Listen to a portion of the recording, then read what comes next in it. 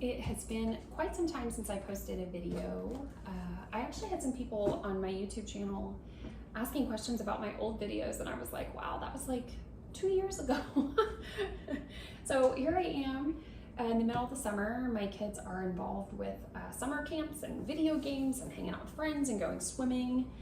So I am decluttering and getting ready for the next school year. I'll have 11 years of homeschooling under my belt, an 11th grader, an 8th grader, and a 5th grader. Okay, so I had most of the 5th grader stuff, which is pretty shocking, but I'll tell you it's because a lot of the stuff I had from his older siblings. So most of his curriculum for next year is ready, and I thought this would be a good time to kind of share it with people, maybe get them inspired for the next school year. So this little guy, he's very active, and I'd say one of his favorite things is playing travel baseball. So he has a great baseball team that he's been with for a long time. He practices with them 2 to 3 days a week, depending on the schedule. And he also plays baseball games just about every other weekend during the fall and the spring. So that keeps him very active. It keeps him in the loop with having a bunch of friends. When he's not playing baseball with them, he's playing video games with them, chatting online with them. So he's pretty active, and that keeps him happy. So we'll call that his PE. It takes up a large portion of our life. So since he does play baseball games on the weekend, my next subject is something that may not happen every Monday. My goal is to tackle one project every Monday. So maybe on a weekend that we don't have baseball, which is very rare. But we're actually going to be doing art at home. I'm going to be using Art in Mind by BJU Press, and basically I just kind of marked off a couple of the really cool projects. Like, this is drawing 3-dimensional figures. I really felt like my boys were lacking in the drawing and kind of creative department, and they took an art class last year and they really enjoyed it. So I decided I'm just going to incorporate a couple of the things this year in our house, and I basically just kind of marked off some of the projects in here that I thought were really interesting, like positive and negative space. You get the idea, but I got that for $10 on eBay. It's by BJU Press with Art in Mind, and I pulled out a bunch of art supplies, and now that they're kind of in my face, it's just going to be a reminder, like, hey, don't let that go to the back of the bookshelf, right? Like, you see it, you need to use it. So once a month, I'm just going to set it out on a Monday. Since I have an older kid who kind of drives herself to and from work, this is not something we do as a family. It's really hard to get everyone together all at once.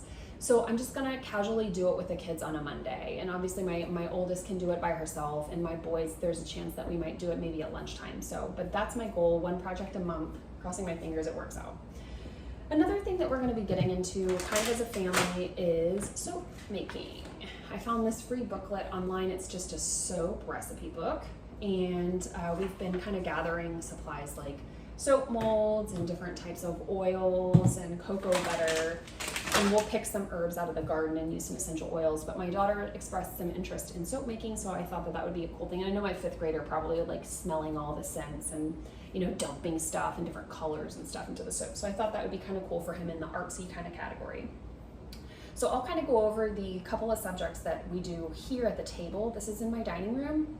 So we do require a couple of, you know, different subjects with seat work with mom, so he can be supervised and I make sure he stays on task. But the other subjects we kind of string into our living room, like science and history, so we can kind of like sprawl everything out on the floor. He can kind of wiggle around a little bit, and it just breaks up the day a little bit, right? So we don't do all of our subjects every day, but we do require him to do his language arts and math just about every day. So those are the 2 subjects that will be done here at the table.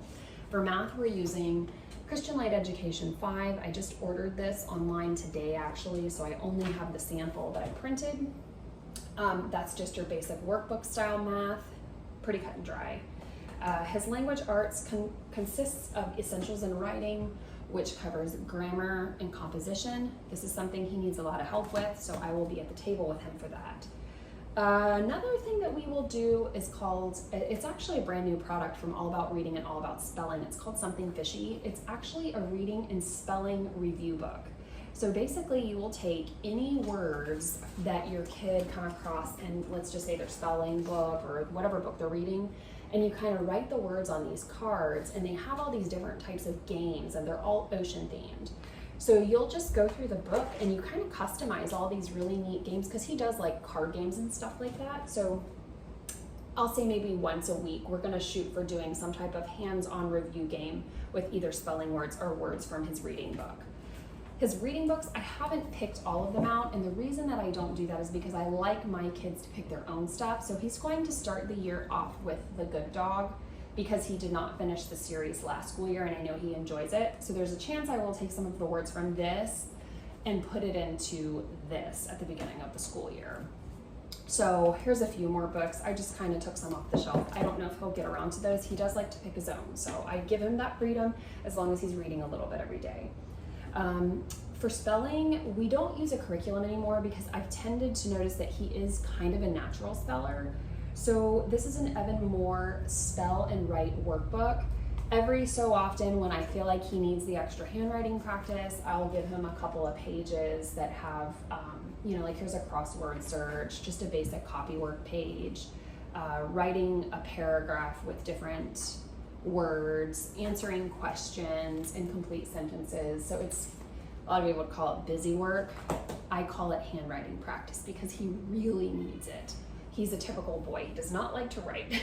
So any way I can get him to sit here, I'd say it takes no more than an hour to an hour and a half max sitting at this table. And I'm not talking all at once. He might complete a math lesson and go ride his bike, and then he'll come back and do a language arts lesson and go ride his bike.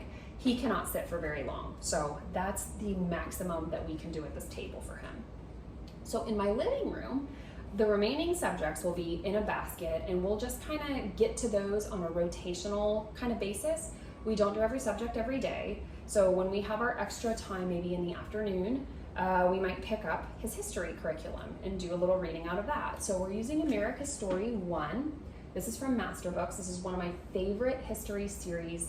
All of my kids have been through volumes 1, 2, and 3, and this will be the third time I get to go through it. Now, I do not complete the entire thing in a school year for this little guy. There's a chance we might stretch it to 2.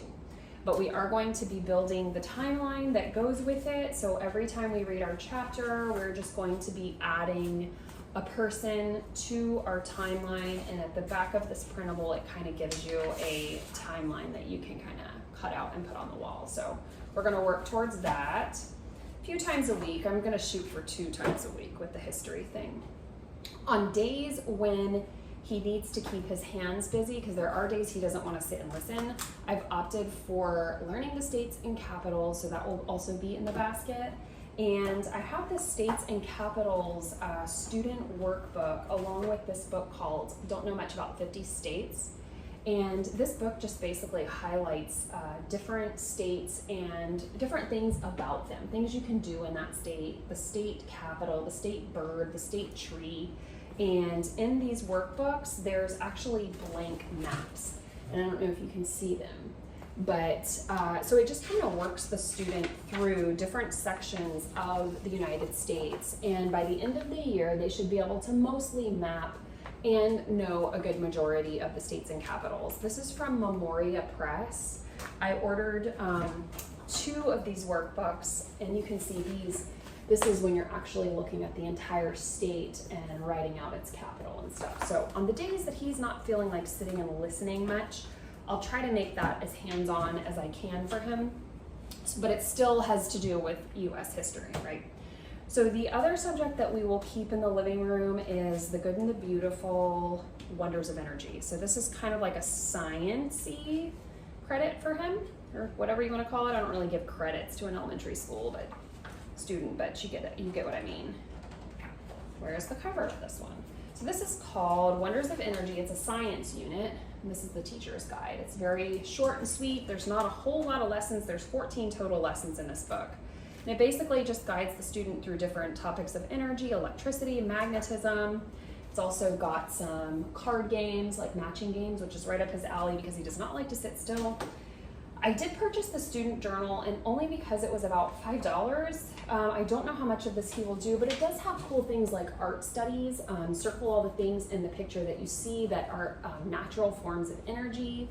And then there are also little checklists that they can do, lab sheets, like cut and paste activities. I don't know how many of those he will do because he's not a sitter, but that's part of his science.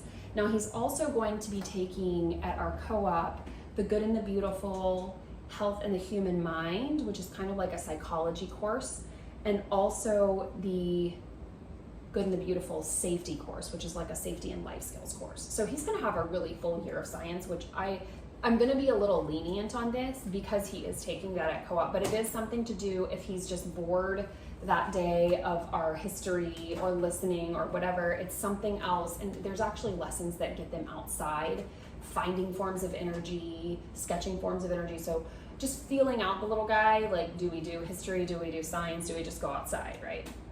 So one last thing we are going to be keeping in that basket is the DK coding, games, and scratch book. Basically, I'm just going to go through this book, and it's going to walk him through using my iPad, because we will have the iPad with us. It teaches the student how to make their own video game. Wish me luck. I'm not really a techie person, but I've been told that this book is really easy to navigate. So our goal is to create at least one video game by Christmas.